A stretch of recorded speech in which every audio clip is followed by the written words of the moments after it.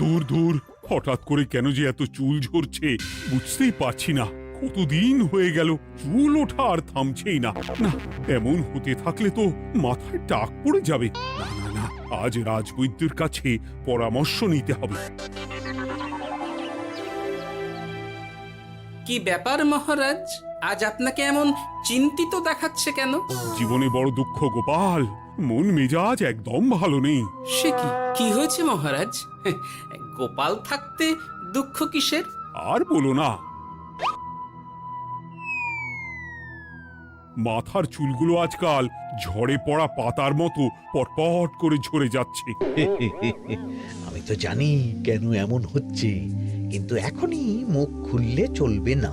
আর একটু বেশি বিপদ বাড়লে তখন মাঠে নামবো। তাই বলুন।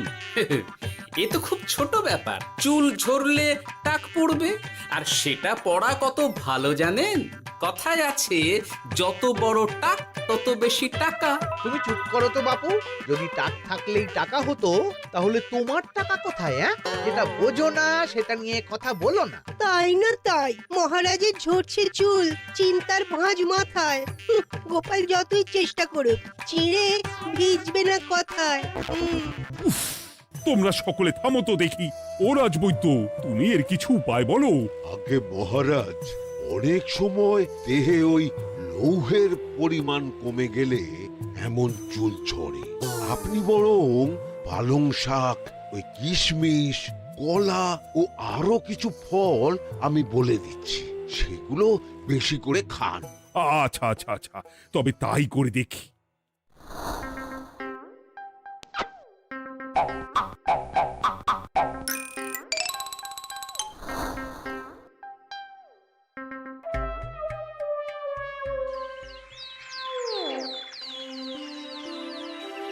ও রাজবৈদ্য, তোমার কথা মতো শাক পাতা ফলমূল সবই তো খেলাম, চুল ঝরা বন্ধ তো হলোই না। তো জানতামই এমন হবে। কিন্তু মহারাজ, এমনটা তো হওয়ার কথা নয়। কিন্তু হচ্ছে তো। আরে আমার সাধে চুল, কোথায় চলে গেলি সব? এর জন্য তুমি দায়ী। তুমি এর জন্য শাস্তি পাবে বৈদ্য। আমাকে আমাকে ক্ষমা করে দিন মহারাজ, এমনটা হবে এ তো আমি ভাবতেই পারিনি। কিছু মনে করবেন না মহারাজ, ছোট মুখে বড় কথা বলছি, কিন্তু সত্যি এখানে রাজবৈদ্যর কোনো দোষ নেই। ওকে শাস্তি দেওয়াটা ঠিক হবে না মহারাজ। দেখেছেন মহারাজ, গোপালের সাহসটা দেখেছেন? আপনার মুখের উপর কথা বলছে। তা বলি, তুমি যখন এতই বোঝো, তাহলে নিজেই একটা আস্ত লোহা খেয়ে দেখো না, তোমার মাথায় চুল গজাচ্ছে কিনা। ঠিকই আছে, এসব মূর্খের মতো কথা কেবল আপনার থেকেই আশা করা যায় মন্ত্রী মশাই। মহারাজ, আপনি বিচক্ষণ মানুষ, আমার শুধু অনুরোধ, আরেকবার ভেবে দেখবেন। ঠিক আছে, রাজবৈদ্যকে আমি শাস্তি দেব না, কিন্তু সকলের জন্য আমার একটা ঘোষণা আছে। কি ঘোষণা? আমার এই কঠিন সমস্যা যে দূর করে দিতে পারবে, তাকে আমি বিশেষ পুরস্কারে ভূষিত করব। এই তো পেয়েছি, এই সুযোগ কোনোভাবেই হাতছাড়া করা চলবে না। এবারের সমস্যাটা সত্যি বেশ কঠিন। কি করলে যে মহারাজের চুল পড়া বন্ধ হবে সেই উপায় মাথাতেই আসছে না। হঠাৎ করে কেন যে এমন হলো কে জানে।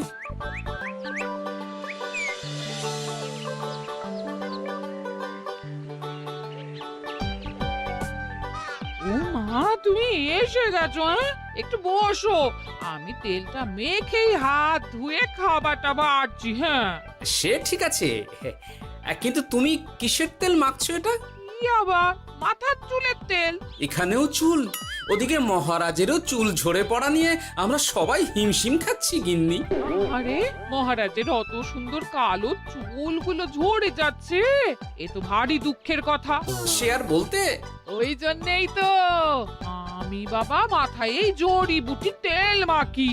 এতে চুলের গোড়া শক্ত করে, চুলকে ভালো রাখে, নতুন চুল গজায় সব। হ্যাঁ। কি কি বললে? নতুন চুলও গজায়? সত্যি? হ্যাঁ। বাহ, তাহলে আর চিন্তা কি। আমাকে এই তেলটা একটু দিতে পারবে গিন্নি? মহারাজকে দিয়ে আসি। উনি বলেছেন যে ওনার সমস্যা দূর করতে পারবে তাকে উনি পুরস্কার দেবেন। ওমা, এই তাই নাকি? এ তো দারুণ ব্যাপার গো। নাও নাও নাও, তেলখানা নিয়ে মহারাজকে কাল দিয়ে এসো তাহলে।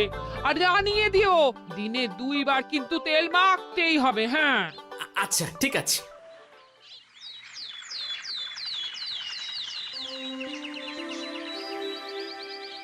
কোনো উপায় খুঁজে পেলে তোমরা?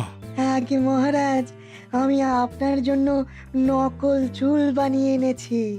যতদিন আপনার চুল পড়া বন্ধ না হচ্ছে ততদিন আপনি এটা পরে ব্যবহার করতে পারেন।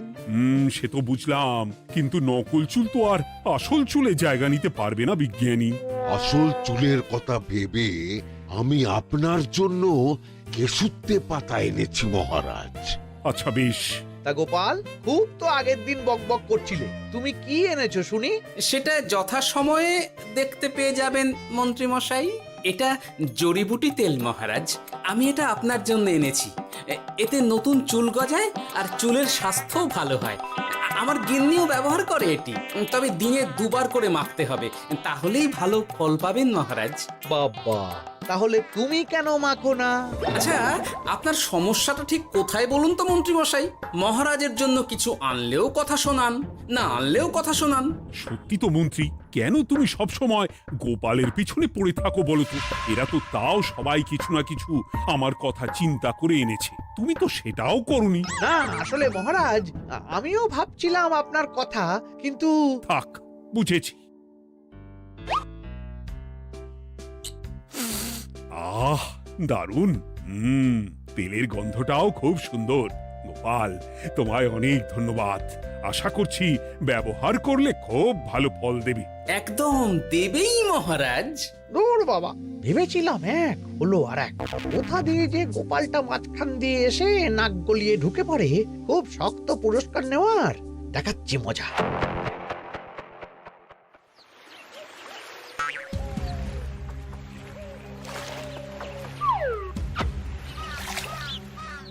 এবারে গোপালের তেল দিয়েই সব কিছু তোলপাড় করব।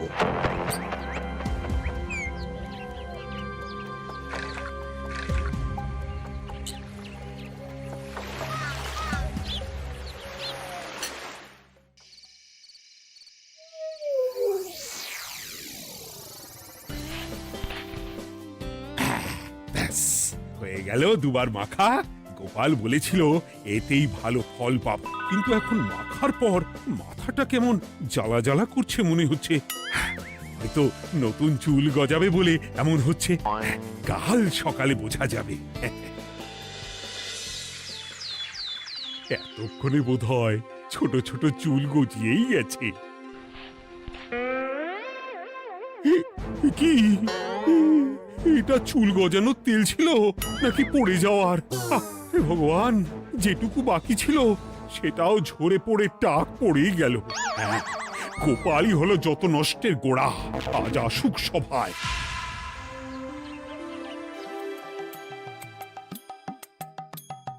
এই যে এখন এলেন উনি। ও কি মহারাজ, আপনি এমন কাপড় মাথায় জড়িয়ে বসে আছেন কেন? তুমি আর এমন প্রশ্ন জিজ্ঞাসা করো না গোপাল, তোমার দয়াতেই মহারাজের এমন অবস্থা। মানেটা আমি তোমায় দেখাচ্ছি, দাঁড়াও। এই যে গোপালের দেওয়া তেল মেখেই আমার এমন হয়েছে, আর তার জন্য আমি তোমাকে কোনোদিনও ক্ষমা করব না গোপাল। বিশ্বাস করুন মহারাজ, আমার গিন্নিও মাখে এই তেল, কিন্তু এমন কিছু তো এখনো পর্যন্ত ঘটেনি। আমি আর কিচ্ছু শুনতে চাই না। আমার মাথা ভর্তি চুল আমি ফেরত চাই। যতদিন না আমার মাথার সব চুল ফিরে আসছে ততদিন আমি তোমার মুখও দেখতে চাই না। মহারাজ, আপনার কোনো চিন্তা নেই, আমি তো আছি। এবার এই সমস্যার একটা সমাধান আমি করেই ছাড়বো। কি ব্যাপার, মন্ত্রী মশাই এত লাফাচ্ছে কেন? এসবের পেছনে আবার ওনার হাত নেই তো? না, ব্যাপারটা পরে দেখতে হচ্ছে।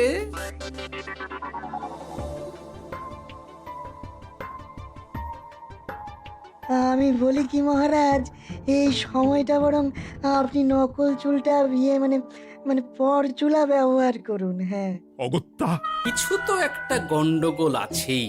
গিন্নিও তো রোজ মাথায় তেল মাখে, কই এমন তো হয় না। মন্ত্রী যদি কিছু করেও থাকে তাহলেও হাতে নাতে ধরবো কিভাবে?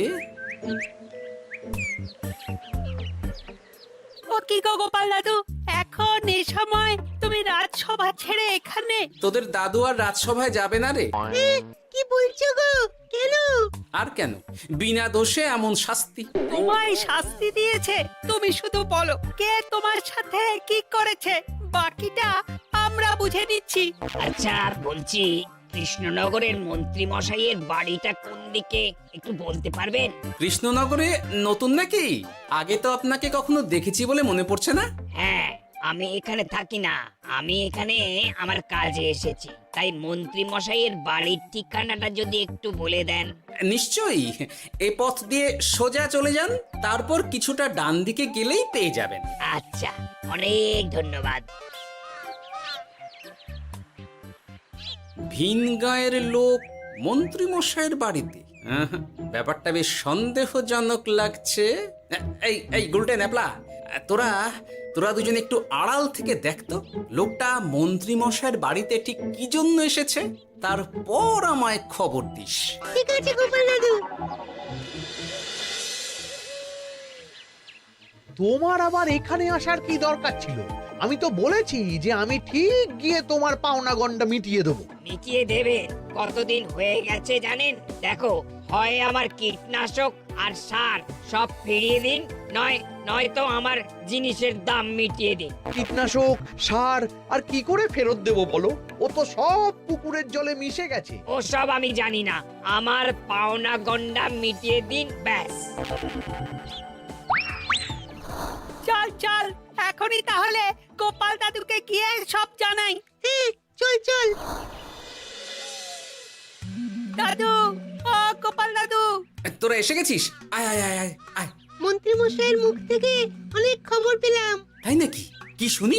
মন্ত্রী মশাই ওই লোকটার কাছ থেকে অনেক কীটনাশক সার নিয়েছে, কিন্তু এখনো জিনিসের দাম মেটায়নি। হ্যাঁ, ওই জন্যই তো মন্ত্রী মশাইয়ের উপর লোকটা খুব লেগেছিল, হুমকিও দিয়েছে 1 সপ্তাহের মধ্যে জিনিসের দাম সব মিটিয়ে দিতে হবে। তাই নাকি? কিন্তু কীটনাশক সার নিয়ে মন্ত্রী মশাই কি করবে? সেটা তো বলতে পারবো না দাদু। তবে হ্যাঁ, মন্ত্রী মশাই ওই লোকটাকে বলছিল যে ওই সব কীটনাশক সার পুকুরের জলে মিশে গেছে। কি বললি? পুকুরের জলে? আচ্ছা, এবার দুয়ে দুয়ে 4 করা গেল। অনেক ধন্যবাদ রে তোদের। বল বল, তোরা কি খাবি? কিচ্ছু লাগবে না গোপাল দাদু, তবে ভোলা বয়ের আর মিষ্টি খাওয়ালে। আচ্ছা আচ্ছা। কি করে যে মহারাজকে আসল ব্যাপারটা বোঝাই, কিছু তো একটা উপায় বের করতেই হবে। তা বলি বাবা, রাজসভায় যেতে হবে না বলে কি সারাদিন এইভাবেই শয়নে শয়নে দিন কাটাবেন বাবা? হ্যাঁ, উপায় পেয়ে গেছি। বুঝলে গিন্নি, আমাকে একটা জায়গায় যেতে হবে, বুঝলে? তারপর ওখানে যদি কাজ হয় তাহলে আগামীকাল রাজসভায় আমি যাব। কিন্তু তুমি যে বলেছিলে তোমার এখন ছুটি। হ্যাঁ, কি আর করি বলো, গুরুত্বপূর্ণ একটা কাজ, তাই যেতেই হবে। আচ্ছা যাও। কই গো বিজ্ঞানী? আরে গোপাল যে, বলো। এই যে বিজ্ঞানী, একটা বিশেষ দরকারে তোমার কাছে এলাম, বুঝলে? হ্যাঁ, বলোই না। আচ্ছা, এই দূষিত জলকে কিভাবে আবার পরিশুদ্ধ করে বলতে পারবে? কেন পারবো না? জলের মধ্যে একটু চুন আর ফটকিরি দিয়ে দিলেই জল আবার দূষণমুক্ত হয়ে যাবে। তবে ওগুলো দেওয়ার পর কিছুদিন সেই জলকে ব্যবহার করা বন্ধ রাখতে হয়। হ্যাঁ। আচ্ছা আচ্ছা, অনেক ধন্যবাদ, আসি তাহলে। হ্যাঁ,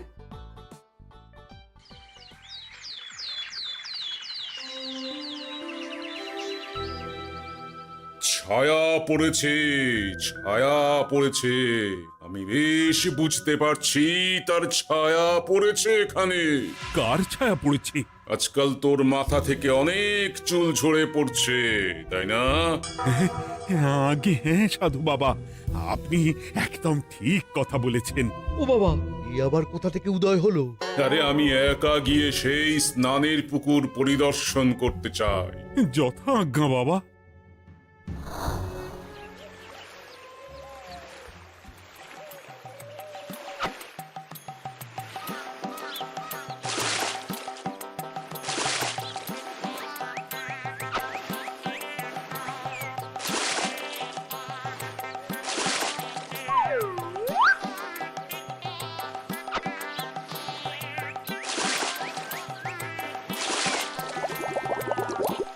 যাক বাবা, মোটামুটি সপ্তাহখানেক এভাবে থাকলেই পুকুরের জল আবার আগের মতো পরিষ্কার হয়ে যাবে। এবার শুধু মহারাজকে একটু বুঝিয়ে বললেই হয়ে যাবে।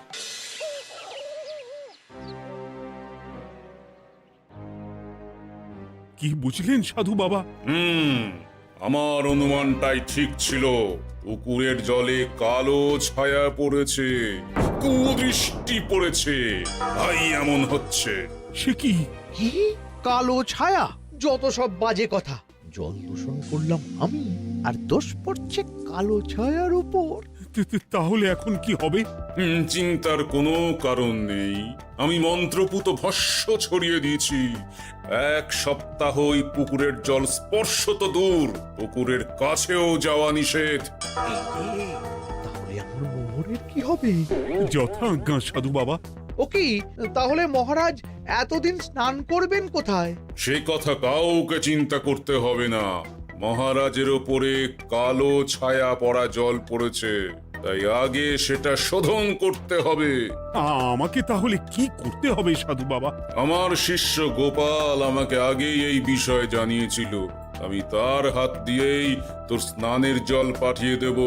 তাই আগামী 1 সপ্তাহ সেই জল দিয়েই তোকে স্নান করতে হবে।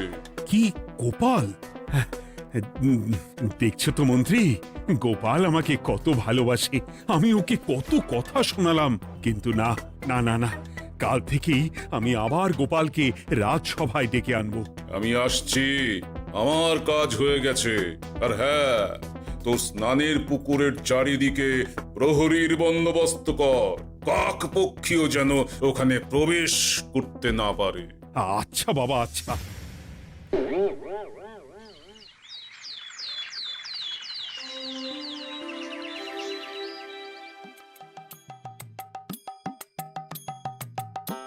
গোপাল, তোমাকে আবার এখানে দেখতে পেয়ে আমার খুব ভালো লাগছে। তোমার গুরুদেব গতকাল এসেছিলেন, কিছু মনে করো না। না বুঝেই তোমাকে অনেক কথা শুনিয়েছি। না মহারাজ, আমি জানি আপনি আমাকে খুব ভালোবাসেন, তাই আমি কিছু মনে করিনি মহারাজ। এই নিন, আমি আপনার স্নানের জল এনেছি। হ্যাঁ হ্যাঁ, দাও দাও দাও।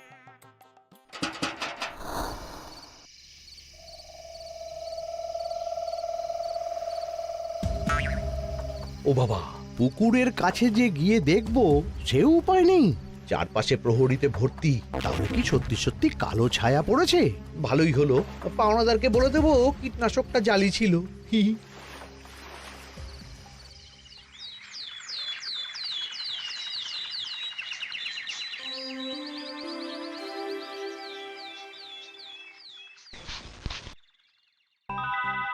এই তো আমার সেই পুরনো কালো চুলগুলো আবার ফিরে এসেছে। আহা, কি যে আনন্দ হচ্ছে দেখে। আজ 1 সপ্তাহ সম্পূর্ণ হলো। গোপালের জন্য আমার স্নানের পুকুর থেকে কালো ছায়া দূর হয়েছে। আমাকে এই সমস্যা থেকে দূর করার জন্য আমি গোপালকে 100টি মোহর উপহার দিতে চাই। ধন্যবাদ মহারাজ। দূর, আমার আর ভালো লাগে না। সব সময় গোপালই মোহর পায়, এটা তো আমার পাওয়ার কথা ছিল। এদিকে আজকে পাওনাদারও আসবে।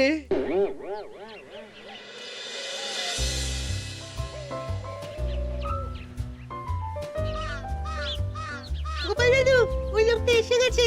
আচ্ছা, আসছি। এটা তো মন্ত্রীর বাড়ির দিকে রাস্তা। আমরা তাহলে ওদিকে কেন যাচ্ছি গোপাল? আপনার পুকুরের আসল রহস্যটা কি সেটা আপনি জানবেন না মহারাজ? মানে? নিজের চোখেই দেখুন, তাহলে বুঝতে পারবেন। আর একটু সময় দাও আমায় ভাই, এমনিতেও তোমার কীটনাশক কোনো কাজের নয়। কি এখন এসব কথা? আর একদিনও সময় দিতে পারছি না। একটু বোঝো, একটু। সব আমি মহারাজের পুকুরের জলে মিশিয়ে দিয়েছি। মন্ত্রী, তুমি তাহলে সেই কালো ছায়া? মহারাজ, আপনার পর্দা ফাঁস হয়ে গেছে মন্ত্রী মশাই। তুমি তাহলে সবটা জানতে? একদম প্রথম থেকে। রে, খুব জোর ফেঁসেছি। এদিকে পাওনাদার, ওদিকে মহারাজ, এইখান থেকে কেটে পড়তে হবে। গন্ডগোল করে আবার পালানো হচ্ছে কবে রে? বলো, কেন করেছিলে? মহারাজ, আমি ভেবেছিলাম আপনার সব চুল উঠে গেলে আমি আপনার কাছ থেকে চুল গজানোর ওষুধ দেওয়ার নামে অনেক টাকা লুটবো। কিন্তু সেই ভাবনা ভাবনাই থেকে গেল, সেগুড়ে যে বালি হয়ে গেল। ভাবা যায় চুলের জন্য চুলো চুলি, হ্যাঁ?